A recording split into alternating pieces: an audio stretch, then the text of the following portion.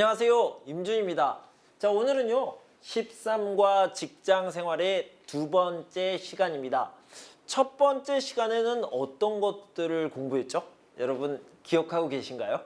자, 첫 번째 시간에 어떤 것들을 이야기했는지 같이 한번 생각해 보도록 하겠습니다. 먼저요, 지난 시간에는 어휘부터 공부를 했는데요. 이 어휘를 공부할 때 직종 이야기부터 했습니다. 직업의 종류를 이야기하는 건데요. 공장에서 일해요. 그러니까 작업장에서 일한다 라고 생각을 할 수 있고요.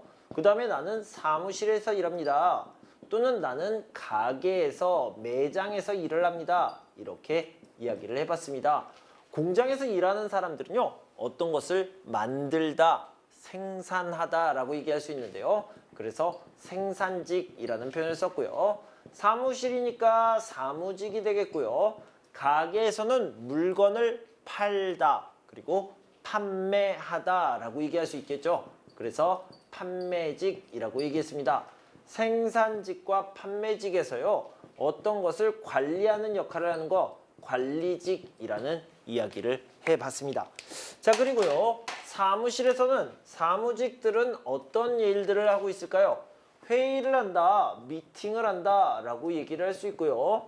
이 사람들은 서류, 문서를 작성하는 경우가 많죠. 서류를 쓰다, 문서를 만들다 라고 할 때 땡땡하다 뭐라고 했습니까? 작성하다 라고 이야기할 수 있겠죠. 생산직 있고 판매직, 이걸 알아보도록 합시다. 생산직 같은 경우에는요, 작업장에서 일을 하기 때문에, 공장에서 일을 하기 때문에 기계를 많이 다루죠. 안전을 위해서 기계를 점검해야 됩니다. 체크해야 됩니다. 확인해야 됩니다. 그래서요, 이런 것들을 정비하다 라고 얘기했고요. 공구를 준비해야 됩니다. 이런 사람들이 자기가 한 일을, 해야 할 일을 작성해야 되는데, 이것을요 업무일지라고 얘기할 수 있고요. 이런 사람들은 작업일지를 작성해서 제출을 하거나 결제를 받아야 된다, 이런 이야기를 해봤습니다. 지난 시간에는 이런 어휘 말고도 문법을 얘기했는데요. 어떤 문법이 있었습니까? 첫 번째는요, 사동사에 대한 얘기를 했어요. 사동사 관련된 것들, 뭐뭐게 하다 라는 게 있었죠. 이런 것들은 make라는 느낌으로 내가 어떤 사람을 만들어요, 그 사람이 다른 일을 해요, 그렇게 만들어요 라는 의미로 뭐뭐게 하다 라고 얘기할 수 있죠. 저는 선생님이니까 학생들에게 공부하세요 라고 하면 공부해요, 공부하게 하다. 선생님이 책을 읽으세요 그러면 학생들이 책을 읽어요. 내가 만들었어요. 그럴 때 학생들이 책을 읽게 해요, 이런 식으로 이야기할 수 있겠죠. 자, 두 번째는요, 아어가다라는 표현을 공부했습니다. 이 아어가다는요, 지금 계속 진행해요, 이런 것들을 얘기하죠. 끝나지 않았다, 진행 중이다, 이런 의미로요, 아어가다. 예를 들어서요, 여러분들이 한국에 왔어요. 다 적응했어요? 적응이 끝났어요? 아니요, 그렇지 않습니다. 조금씩 적응해요. 그럴 때 한국에 와서 적응해 가고 있어요 라고 얘기할 수 있죠. 회사에 갔어요. 회사에 갔는데 여러분들이 일을 다 알아요? 아니요, 조금씩 알아요. 그럴 때 알아가고 있어요. 그리고 업무를, 일을 파악하다, 파악해요. 계속 ing라고 얘기하면 파악해 가고 있어요, 이런 식으로 얘기한다. 이런 두 가지 문법을 지난 시간에 공부해 봤습니다. 자, 여기까지가 지난 시간에 공부한 내용이고요. 오늘은 직장생활 두 번째 시간입니다. 말하기, 듣기, 읽기, 쓰기 부분을 같이 공부해 볼 텐데요. 먼저 말하기 부분입니다.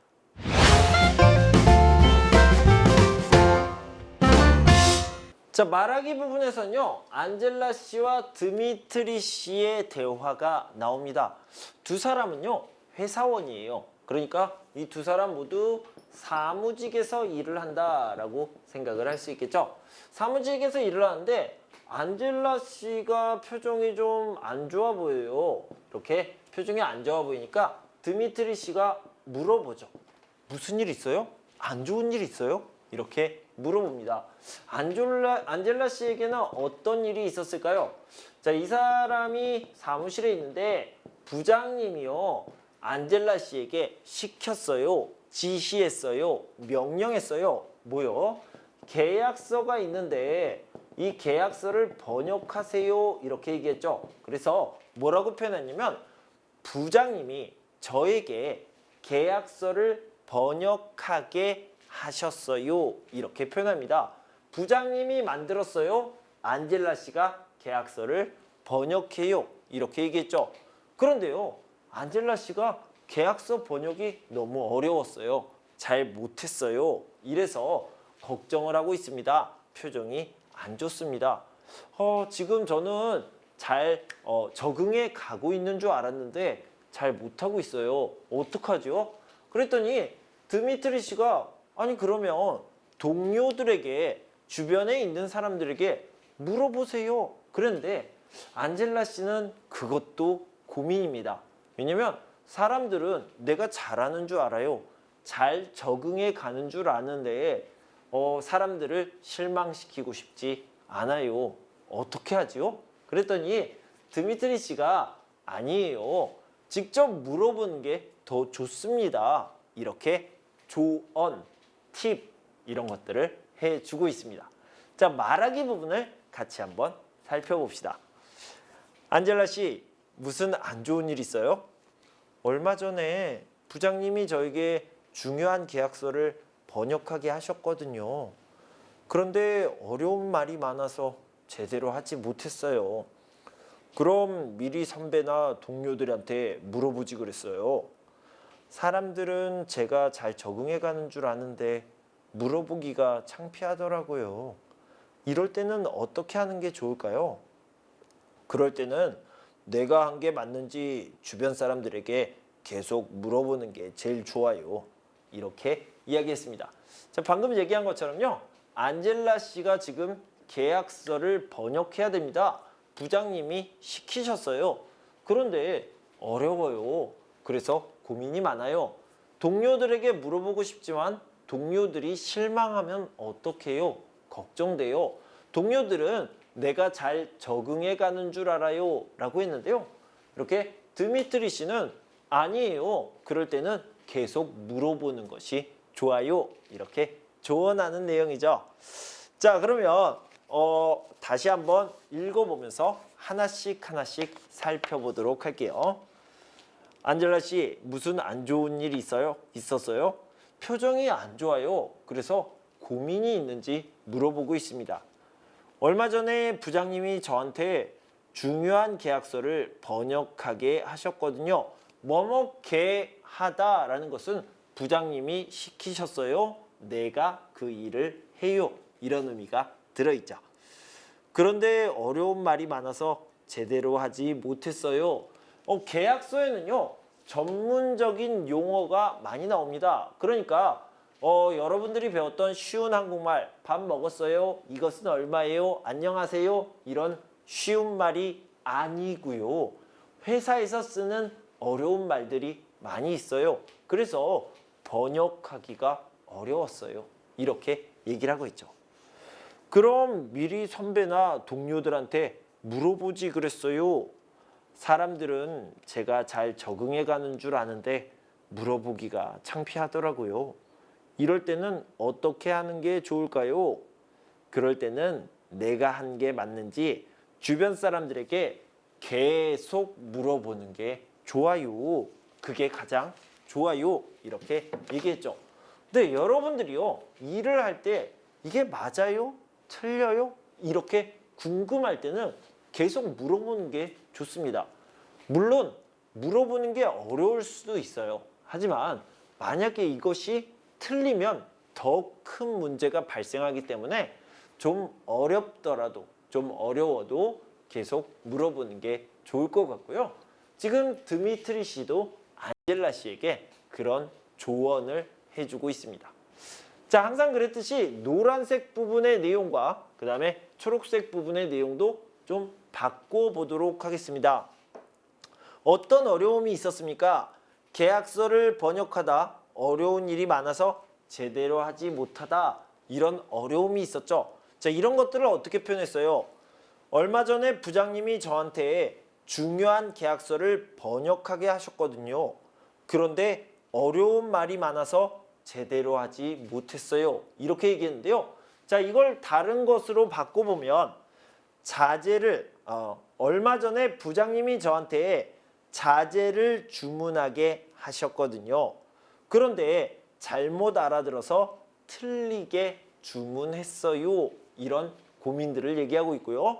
자, 녹색, 초록색에서는 어떻게 해결했는지 봅시다. 그럴 때는 내가 한 게 맞는지 주변 사람들에게 계속 물어보는 게 제일 좋아요. 자, 이것을 바꿔서요. 그럴 때는 일을 시작하기 전에 그 일을 시킨 분에게 다시 한번 확인하는 게 제일 좋아요. 이런 식으로 바꿔서 이야기를 해볼 수 있겠죠. 자, 밑에 부분을 좀 보도록 합시다. 다음과 같은 상황에서 직장 생활에 힘든 일이 있는 사람과 조언하는 사람이 되어 대화해 보세요. 라고 했는데요. 직장 생활이 힘든 사람, 어떤 부분이 힘들다고 나와 있습니까? 자, 예를 들어서요. 나에게 직장 상사가 한 명이에요. 보통 사수라고 얘기하는데 나는 이 사람에게 물어보고 이 사람에게 명령을 받고 이 사람이 하는 대로 한 다음에 다시 어떤 일을 했는지 보고를 하면 좋습니다. 만약에 한 명만 있으면 그 사람에게 물어봐요. 이래요. 그 사람에게 보고해요. 모르는 게 있으면 그 사람에게 물어보면 됩니다. 그런데요. 내가 회사에 이렇게 들어갔는데 이 사람이 내 상사고 이 사람도 내 상사고 이 사람도 내 상사예요. 이렇게 상사가 여러 명 있으면 어디에 물어봐야 돼요? 누구에게 보고해야 돼요? 잘 모를 때가 있습니다. 이런 어려움이 있을 수 있다는 거죠. 여기 보면요. 상사가 여러 명이라서 업무 보고를 누구에게 해야 하는지 모르겠다. 자, 이런 어려움이 있는데 여러분이라면 어떻게 조언을 해 주시겠습니까? 저는 그런 경우가 없었지만 만약에 그런 경우가 생긴다면 사람들에게 한 명 한 명에게 물어볼 것 같습니다. 그러면 아마도 이런 일은 이 사람에게 보고하고 이런 일은 이 사람에게 보고하고 아마 그런 상사들에게도 나름대로 분담이 되어 있을 거예요. 자, 이 부분은 이 사람이 맡아요. 이 부분은 이 사람이 맡아요. 이렇게 업무가 분담되어 있으니까 그런 업무를 잘 파악해서 이 일은 A 상사에게, 이 일은 B 상사에게 보고해야겠구나. 이렇게 파악하는 게 좋을 것 같습니다. 자, 두 번째 고민은 뭘까요? 일을 끝내라는 날짜가 너무 빠르다. 자, 이거는 정말 큰 고민인데요. 어쩔 수 없죠. 최선을 다해서 빨리 하는 게 좋고요. 빨리 하면서 언제쯤 끝날 것 같다라는 것을 미리 상사에게 또는 거래처에게 이야기를 해주는 것이 좋겠습니다. 일을 더 잘하는 게 좋은지 빨리 하는 게 좋은지 모르겠다. 자, 봐봐요. 어떤 일을 빨리빨리 하는 게 좋아요? 아니면 아주 잘 하는 게 좋습니까? 잘 하게 되면 아무래도 시간이 오래 걸리겠죠. 너무 빨리빨리 하면 잘할 수 없겠죠. 그래서 두 가지 중에 하나를 선택해야 되는데요. 당연히 빨리 잘하면 좋겠지만 그렇지 못하다면 어떤 일이 좋은지, 그러니까 어떤 일을 맡았을 때 빨리 하는 게 좋은지 잘하는 게 좋은지 하나 이렇게 잘 파악하고 선택해서 하는 게 좋을 것 같습니다. 그런데 가장 좋은 것은요. 상사에게 물어보는 거죠. 이 일은 빨리 하는 게 좋아요? 잘하는 게 좋아요? 이렇게 하나씩 물어보면 상사가 선택을 해줄 겁니다. 상사의 말을 듣는 게 좋을 것 같습니다. 자, 이런 식으로요. 여러분들도 고민이 있으면 동료들과 이런 고민을 어떻게 해결하면 좋을까요? 조언 좀 해주세요. 같이 이야기를 해보면 좋을 것 같네요. 자, 여기까지 말하기 부분을 같이 살펴봤고요. 다음은 듣기 부분입니다.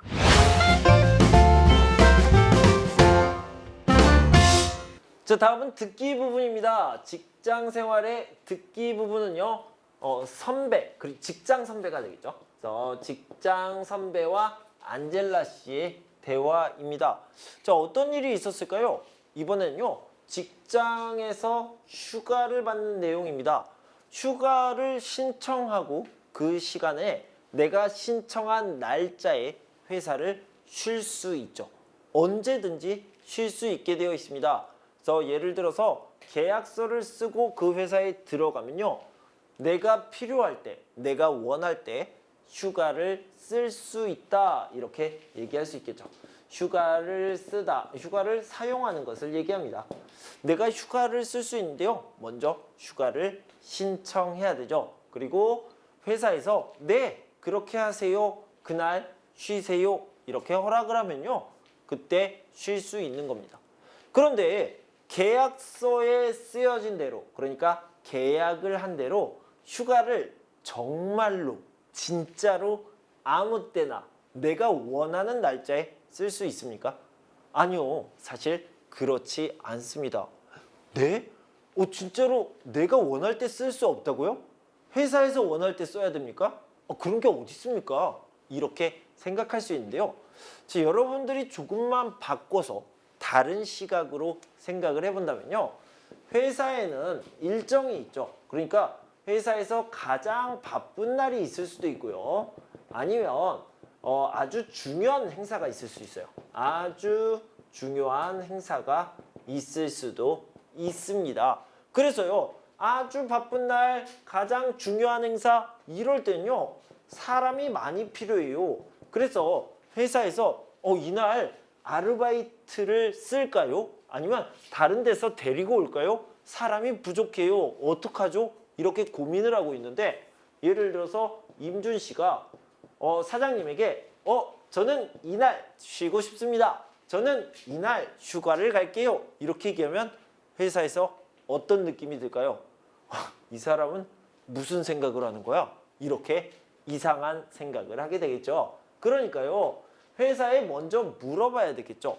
이날 쉬어도 됩니까? 그러면 회사에서 임준 씨, 이날 회사를 쉬면 회사에서 좀 힘들어요. 회사가 곤란합니다. 이렇게 이야기를 할 수 있습니다. 그래서요, 휴가를 쓸 때 미리 허락을 받아야 돼요. 그게 맞는 겁니다. 왜냐면 이 임준 씨는 이 회사에 속한 사람이고요, 이 회사에서 열심히 일한다는 그런 의무가 있으니까요. 꼭 그렇게 해야 되는 사람이기 때문에 휴가를 쓸 때 미리 허락을 받는 것은 어쩌면 당연한 일이 될 수 있습니다. 그런데 여기에 있는 안젤라 씨가요, 안젤라 씨가 부장님에게 저 이날 쉴게요, 저 이날 휴가를 가겠습니다, 이렇게 이야기를 했다가 혼났어요. 아니 안젤라 씨, 이게 무슨 말씀이십니까? 회사가 이렇게 바쁜 날인데, 회사에서 이렇게 중요한 행사를 하는데 이렇게 쉰다고 하면, 휴가를 이날 쓰면 어떻게 합니까? 이렇게 혼냈어요. 꾸중을 하셨어요. 이럴 때 한 소리를 듣다, 한 소리를 하다라고 이야기를 합니다. 자, 이 내용을 같이 한번 들어보도록 할 텐데요. 172쪽에는 문제가 있고 231쪽에는 스크립트가 있습니다. 그래서 스크립트를 보면서 읽으셔도 되고요, 아니면 172쪽을 보면서 문제를 바로 풀어보셔도 되겠습니다. 지금 시작할게요. 안젤라 씨, 무슨 일이 있어요? 아까부터 표정이 안 좋아 보여요. 사실은 아까 부장님께 휴가 신청서를 냈다가 한 소리 들었어요. 부장님께서 뭐라고 하셨는데요? 저는 휴가를 쓰고 싶으면 날짜를 정하고 휴가 신청서만 내면 된다고 생각했어요. 그래서 부장님께 1월 8일에 쉬겠다고 말씀을 드렸는데 그렇게 하면 안 된다고 하셨어요. 맞아요. 직장에서는 상사에게 미리 허락을 받는 게 좋아요. 그날 회사에 중요한 일이 있거나 회의가 있을 수도 있으니까요. 저는 그렇게 해야 하는지 몰랐어요. 그럼 휴가를 못 쓰는 거예요? 휴가는 써도 된다고 하셨는데 기분이 좀 그래요. 직장 생활에 적응해 가는 줄 알았는데 이런 실수를 해서 너무 속상해요. 자, 이렇게 얘기했는데요. 뭐라고 얘기했냐면 기분이 좀 그래요 라고 얘기했습니다. 기분이 좀 그래요. 이거 무슨 말이죠? 기분이 좀 그래요. 한국인들만 알아들을 수 있는 표현인 것 같은데요. 여러분들은 이렇게 생각하면 좋을 것 같아요. 기분이 좀 그래요 라는 것은 기분이 좋아요, 안 좋아요? 일단 안 좋다라는 느낌입니다. 내가 어떻게 표현할 수 있을지 모르겠어요. 내 기분을 어떻게 말할 수 있을지 모르겠어요. 하지만 어쨌든 좀 안 좋네요. 이상하게 안 좋은 느낌이 드네요. 라고 얘기할 때 기분이 좀 그러네요. 기분이 좀 그래요. 이런 식으로 이야기할 수 있습니다. 그러니까 좋지 않아요. 뭔가 답답한 느낌이 있어요. 이런 것들을 얘기할 때 기분이 좀 그래요 라고 표현할 수 있죠. 아까 말씀드렸던 대로 안젤라 씨가요 휴가 신청을 1월 8일로 했는데 부장님께서 한 소리를 하셨어요. 왜요? 회사에 중요한 일이 있을 수도 있고 회사가 바쁠 수도 있는데 그렇게 마음대로 결정하면 안 돼요. 이렇게 말씀하셨겠죠. 그래서 안젤라 씨의 직장 선배가요 이런 상황에 대해서 이야기를 해주고 있는 그런 내용입니다. 자, 다시 한번 하나씩 살펴볼게요. 안젤라 씨, 무슨 일 있어요?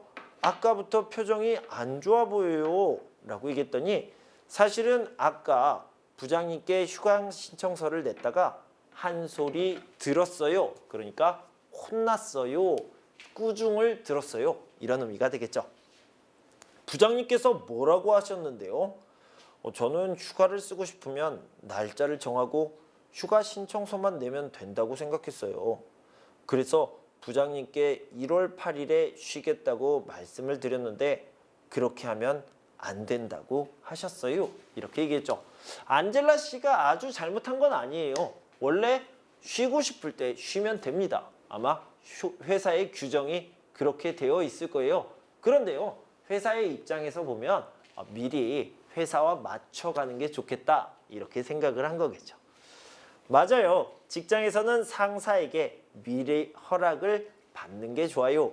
그날 회사에 중요한 일이 있거나 회의가 있을 수도 있으니까요 라고 선배가 이야기를 해줬어요. 선배는요 회사의 입장에서 이야기를 해준 겁니다.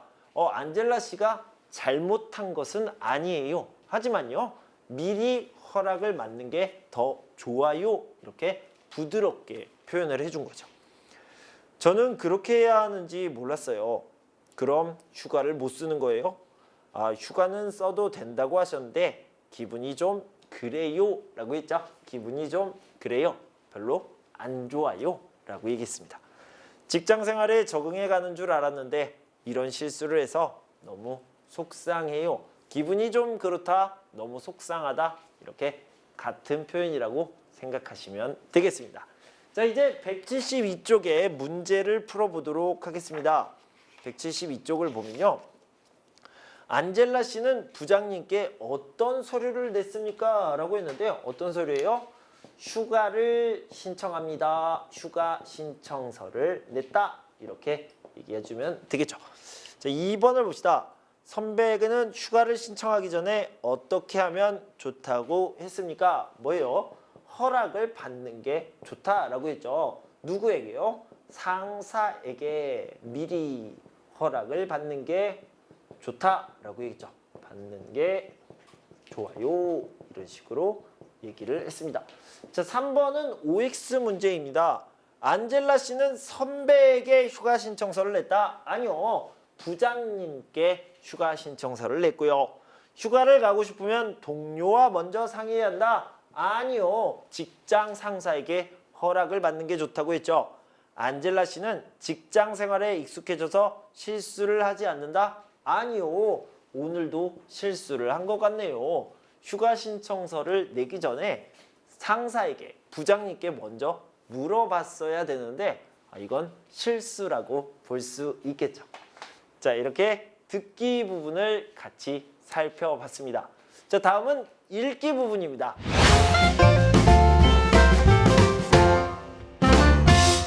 자, 읽기 부분에서는요, 직장 생활을 하면서 받는 스트레스에 대한 이야기가 나오게 됩니다. 그리고요, 이 스트레스가 쌓이게 되면 큰 문제가 생기죠. 그래서요, 이 스트레스를 푸는 방법, 없애는 방법에 대한 이야기도 나오게 되는데요. 여러분들이 직장 생활을 하면, 그러니까 직장에서 일을 꾸준히 하게 되면 주로 어떤 스트레스를 받게 됩니까? 지난 시간에, 그러니까 아주 오래전에 우리가 같이 이야기했던 부분인데요. 살아가면서 우리가 인생을 살면서 가장 중요한 것, 그리고 우리가 행복해지고 불행해지는데 가장 중요한 원인, 이유가 되는 것은 뭐라고 그랬죠? 인간관계라고 그랬죠. 그래서 여기서도요, 스트레스에서 가장 큰 영향을 주는 데가 바로 인간관계, 대인관계라고 합니다. 자, 그리고 두 번째로는 야근 주말 근무예요. 밤에는 쉬어야죠. 그래서 주말에도 쉬어야 되고, 그런데 밤에도 일을 해야 되고요, 주말에도 일을 해야 됩니다. 그럴 때 스트레스를 받는다고 합니다. 물론 밤에 일하고 주말에 일하면 돈을 받을 수 있지만, 저는 돈이 문제가 아니에요. 저는 쉬고 싶다고요. 이래서 스트레스를 받는 경우가 있고요. 자, 부담이라고 써놨는데 이 부담은 뭐예요? 내가 어떤 일을 맡았습니다. 내가 해야 되는 일인데 이 일을 잘할 수 있을까? 이 일은 너무 어려운데 나 너무 못한 것 같아. 이런 것들이요. 이런 부담감들이 스트레스를 받게 할 수 있다는 거죠. 그래서 성과가 높아야 되는데 높지 않고 낮아요. 그러면 스트레스를 받을 수 있다고 합니다. 자, 그 다음에 피로가 쌓여요. 일을 하는데 계속 피곤한 것 같아요. 이것도 스트레스를 받고요. 월급이 안 올라요. 연봉이 안 올라요. 저는 계속 똑같은 돈을 벌고 있어요. 이럴 때 스트레스를 받는다고 하는데요. 이런 스트레스 때문에 병이 생길 수도 있고요. 또 다른 정신적인 문제가 생길 수도 있습니다. 그래서 빨리빨리 스트레스를 풀어주는 게 좋은데, 그런 해결책으로 뭐가 있을까요? 가장 좋은 것은요, 취미 생활을 하고 쇼핑을 하는 겁니다. 쇼핑을 하고 취미 생활을 하면 스트레스가 풀릴 수 있겠죠. 그리고 칼퇴라고 써놨는데요, 정시 퇴근이라고 합시다. 그러니까 6시에 퇴근하기로 약속을 했으면 6시 되면 집에 가는 거예요. 바로 이렇게 집에 가는 거, 정시 퇴근, 이걸요 칼퇴라고 이야기를 합니다. 그리고 여기는 혼자, 여기는 함께라고 써놨는데 이건 무슨 뜻이냐면 말 그대로 혼자 보내는 시간을 갖는 겁니다. 혼자만의 시간. 그래서 혼자 밥을 먹는 거 행복한 시간이 될 수 있죠. 스트레스가 풀려요. 혼자 술을 마셔요. 이것도 스트레스를 푸는 방법이고요. 혼자 영화를 봅니다. 이렇게 혼밥, 혼술, 혼영 이런 것들이요, 다 스트레스를 푸는데 아주 좋은 방법이 될 수 있다고 합니다. 그러면 혼자 있으면 스트레스가 풀려요. 함께 있으면 어때요? 함께. 만약에요, 같은 취미를 가진 사람들이 모여가지고 즐겁게 취미 활동을 하게 된다면 이것도 스트레스를 푸는 방법이 될 수 있겠죠. 자, 이렇게 스트레스를 받는 것들, 그리고 스트레스를 푸는 방법에 대해서 이야기했는데, 여기 첫 번째 자리가 남아있네요. 여기에 가장 좋은 해결책, 가장 큰 해결책은 뭘까요? 여기 보면요, 아무것도 하지 않는다, 이렇게 나와 있습니다. 아무것도 하지 않으면 스트레스가 풀린다고 그래요. 여러분도 그렇게 생각하나요? 저도 그렇게 생각합니다. 여러분들이 침대에 누워서 아무것도 안 해요. 가만히 있어요. 자, 이런 것들을요, 멍 때린다라고 얘기하거든요. 멍 때리기, 이게 스트레스를 푸는데 가장 좋은 방법이라고 합니다. 자, 이거는 임준 선생님의 생각이 아니고요, 책에 나와 있습니다. 우리 173페이지를 보도록 할게요. 173페이지 아래쪽을 보면 스트레스 받는 것을 얘기하는 거죠. 대인관계에서 스트레스를 받는 게 1이고요. 야근을 하거나 주말에 출근하는 것이 2위. 3위는 일에서 좋은 성과를 얻어야 하는 것. 저는요, 부담이라고 표현을 했죠. 피로가 쌓이는 것 4위. 5위, 돈이라고 표현했는데 월급과 연봉이 오르지 않을 때 스트레스를 받는다라고 얘기했습니다. 그리고 해결책 뭐라고 그랬습니까? 직장 생활에 지치지 않기 위한 나만의 노하우는 무엇입니까? 첫 번째가요. 아무것도 하지 않고 집에서 휴식하기, 멍 때리기가 나와 있죠. 두 번째는 취미생활, 세 번째는 쇼핑, 네 번째는 퇴근 시간에 정확하게 퇴근하기라고 나왔는데 저는 칼퇴, 정시퇴근 이렇게 표현해봤습니다. 5위는 혼자죠. 혼밥, 혼술, 혼영 등 자기 시간 갖기. 6위는 함께라고 표현을 했는데 동호회에서 사람들과 어울리기. 그렇게 사람들과 함께 하는데 일하는 사람들이 아니에요. 같이 놀다, 같이 노는 사람들과 함께하면 스트레스를 풀 수 있다. 이렇게 이야기를 했습니다. 자, 읽기 부분의 그 지문을 좀 같이 살펴보도록 하겠습니다.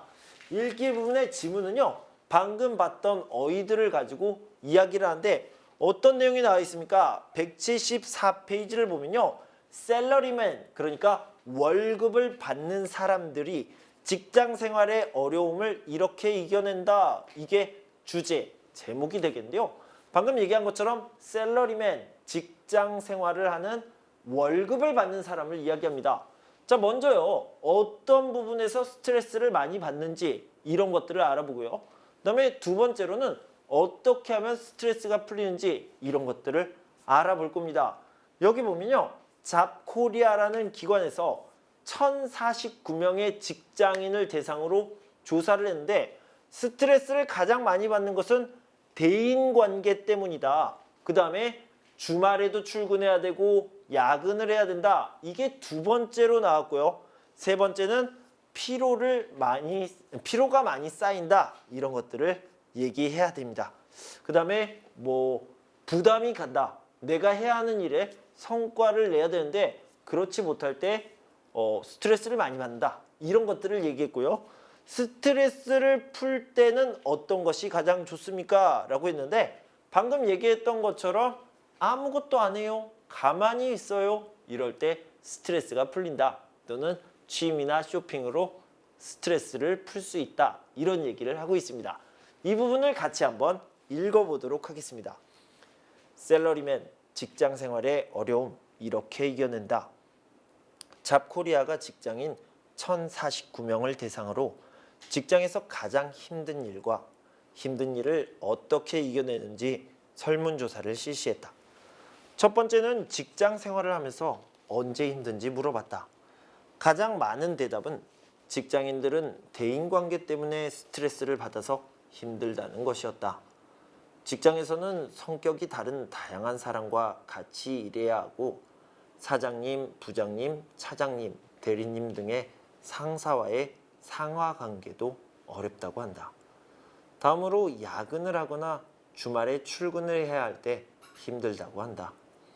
야근이나 주말 근무를 하면 수당을 받기는 하지만 쉬지 못해 피로가 쌓이기 때문에 힘들다고 한다. 그리고 자기가 하는 일에서 좋은 성과를 얻어야 하는 부담감도 직장인들을 힘들게 하는 이유 중에 하나라고 한다. 다음으로 직장 생활을 하면서 어려움을 극복해 가기 위해 무엇을 하는지 물어봤다. 많은 사람들이 시간이 있으면 아무것도 하지 않고 휴식을 하면서 스트레스를 푸는 것이 최고의 방법이라고 했다. 그리고 자신이 좋아하는 일을 하거나 취미 생활을 하면서 재충전을 한다고 했다. 또한 힘들게 일을 해서 번 돈으로 자신이 좋아하는 것을 사는 것도 기분이 좋아지는 일이라고 했다. 자, 이렇게 이야기를 할 수 있죠.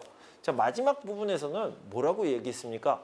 마지막에서는 내가 열심히 돈을 벌었어요. 그리고요, 내가 좋아하는 것을 삽니다. 이럴 때 저는 이렇게 표현을 해요. 많은 한국 사람들이 이렇게 표현하는데 내가 나에게 선물을 한다 이렇게 표현을 하거든요. 저는 임준이라고 하는데요. 저는 임준에게 선물을 합니다. 그래서 내 지갑에서 돈을 꺼내서 선물을 사요. 그리고 누구에게 줘요? 임준에게 줍니다. 그러니까 나 자신에게 주는 거죠. 그래서 나 자신에게 주는 선물을 할 때 스트레스가 풀릴 수 있다. 이런 이야기를 가끔 하곤 하죠. 자, 1번을 봅시다. 이 설문조사의 질문으로 맞는 것은 무엇입니까? 직장 생활 중에 언제 피로가 쌓입니까? 직장 생활이 힘들 때 이직을 생각한 적이 있습니까? 직장 생활이 힘들 때 이겨내기 위해 무엇을 합니까? 3번이 맞네요. 직장 생활을 할 때 그것을 스트레스를 받잖아요. 그 스트레스를 이겨내기 위해서, 극복하기 위해서 어떤 일을 합니까? 이런 질문이 있었겠죠. 3번이 맞겠고요. 직장 생활이 힘들 때 가장 힘이 되는 사람은 누구입니까? 자, 이런 질문도 좋겠지만 어쨌든 3번의 질문이 뒤쪽에 답이 있죠. 직장인들이 직장 생활에서 가장 힘든 것은 무엇입니까? 대인관계라고 얘기했죠. 이 대인관계는 인간관계라고 얘기할 수도 있다. 이렇게 얘기를 했습니다. 자, 3번은 OX 문제입니다. 직장인들은 대인관계보다 업무 성과 때문에 더 힘들어한다? 아니요. 대인관계를 가장 힘들어한다라고 얘기했죠. 돈을 받지 못하기 때문에 야근을 하는 것이 힘들다고 한다? 아니요. 수당을 받을 수 있습니다. 돈을 받을 수 있어요. 하지만 그래도 쉬고 싶어요. 돈보다는 휴식이 더 필요해요. 라고 했습니다. 취미생활을 하면서 직장에서 받은 스트레스를 푸는 사람도 있다. 네, 그렇게 얘기했죠. 취미생활을 하면서 스트레스를 풀어요. 또는 쇼핑을 하면서 스트레스를 풀어요. 이런 식으로 이야기할 수 있습니다. 자, 다음은요. 우리 익힘책에 있는 읽기 부분을 같이 살펴보도록 하겠습니다.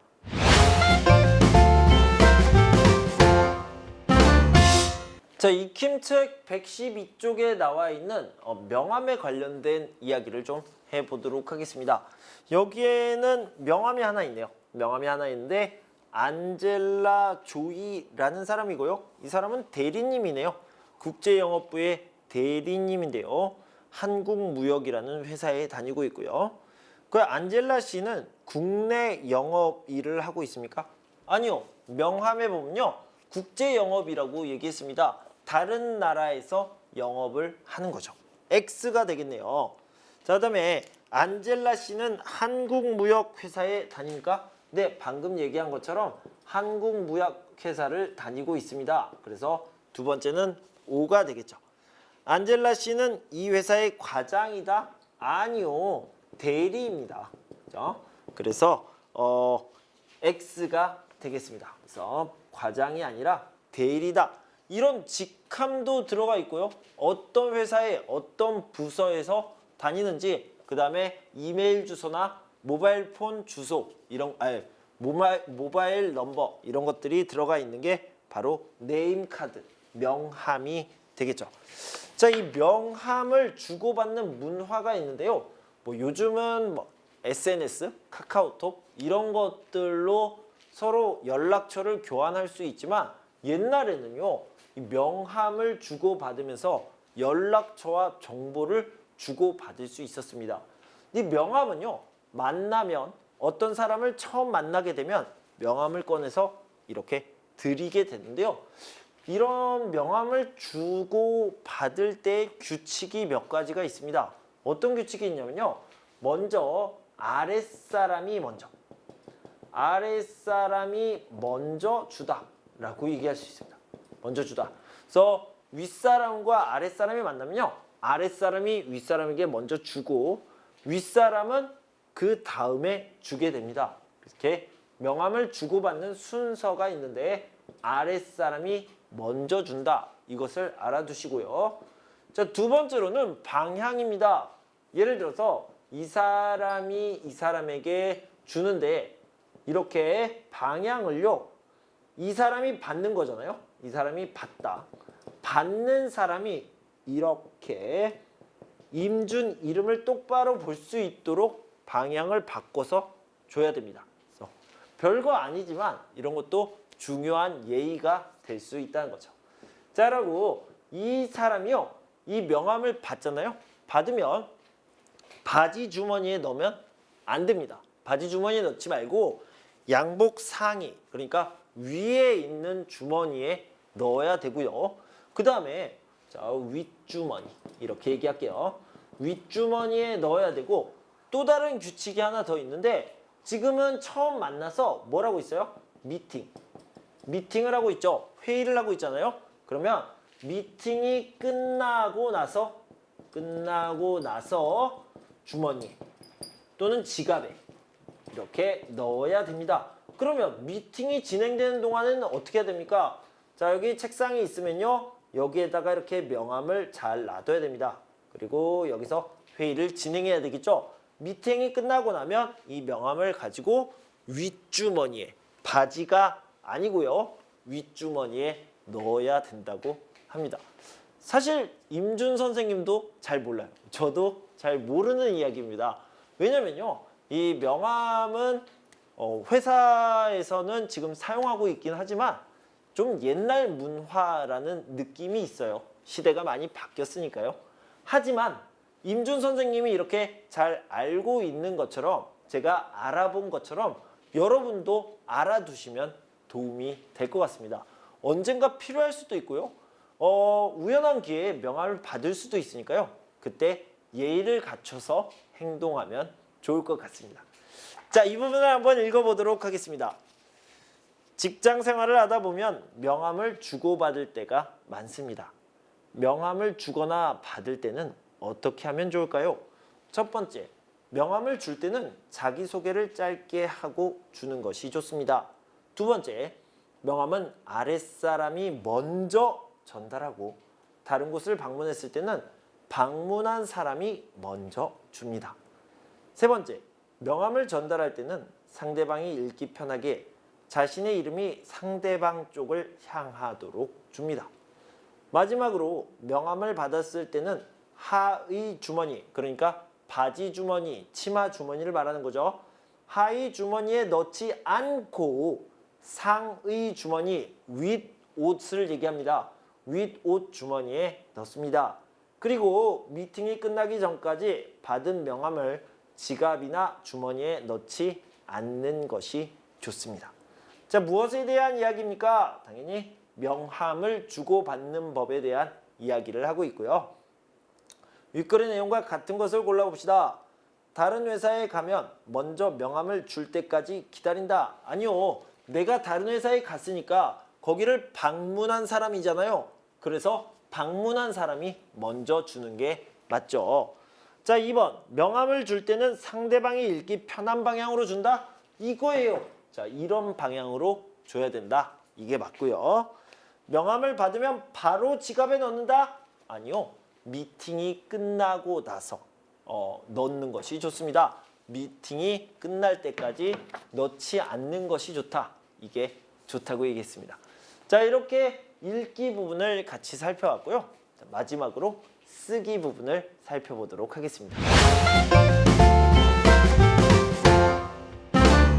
자, 쓰기 부분은요. 익힘책으로 공부해 보도록 하겠습니다. 익힘책 113페이지에 나와 있는데요. 여기에는 라흐만 씨의 이야기가 나와 있습니다. 라흐만 씨의 뭐 취미생활이라든가 인간관계라든가 이런 것들이 아니고요. 왜냐면 라흐만 씨가 어떤 일을 하는지에 대해서 나와 있습니다. 여러분들이 하는 일, 그러니까 아침에 출근을 해서 일을 하고 퇴근을 할 때까지 이 여러분들이 하는 일을 잘 설명할 수 있습니까? 라흐만 씨는요. 이런 일들, 자기가 출근해서 퇴근할 때까지 하는 일들을 설명하기 위해서 먼저 메모를 했어요. 그리고 나서 그 메모를 바탕으로, 메모를 기본으로 해서 글을 써봤는데요. 같이 한번 살펴보도록 하겠습니다. 자, 이 라흐만 씨는요. 세시 공장에서 일을 하고 있습니다. 아침에는 출근하면 기계 작동을 확인하고요. 기계에 문제가 있으면 공구를 가지고 기계를 정비합니다. 오후에는 창고에 가서 재고를 정리하고 창고에서 재고를 확인한 후 부족한 자재가 있으면 주문을 합니다. 이 재고라는 것은 창고에 있는 물건이란 뜻입니다. 창고에 있는 물건, 재고를 확인하고 부족하면 주문을 한다. 작업 일지를 작성해서 반장님께 제출하고 퇴근하는 거죠. 나중에 어떤 일을 하고 싶어요? 경험을 더 쌓아서 관리직에서 일하고 싶다고 했습니다. 자, 글을 보면요. 나는 현재 3C 공장에서 일하고 있다. 내가 하는 일은 먼저 아침에 출근하면 기계 작동을 확인하는 것이다. 그리고 기계에 문제가 있으면 공구를 가지고 기계를 정비한다. 오후에는 창고에 가서 재고를 정리한다. 창고에서 재고를 확인한 후 부족한 자재가 있으면 주문한다. 마지막으로 퇴근하기 전에 작업 일지를 작성해서 반장님께 제출한다. 이 경험을 더 쌓아서 나중에는 관리직에서 일하고 싶다. 자, 이렇게 이야기를 했습니다. 자, 여기까지 우리 직장 생활에 관련된 이야기 어휘부터 시작해서 쓰기까지 모두 마쳤습니다. 여러분들 공부하시느라 정말 수고 많으셨고요. 저는 다음 시간에 14과 내용을 준비해서 돌아올 텐데요. 그때까지 여러분 건강하고 행복하세요. 감사합니다.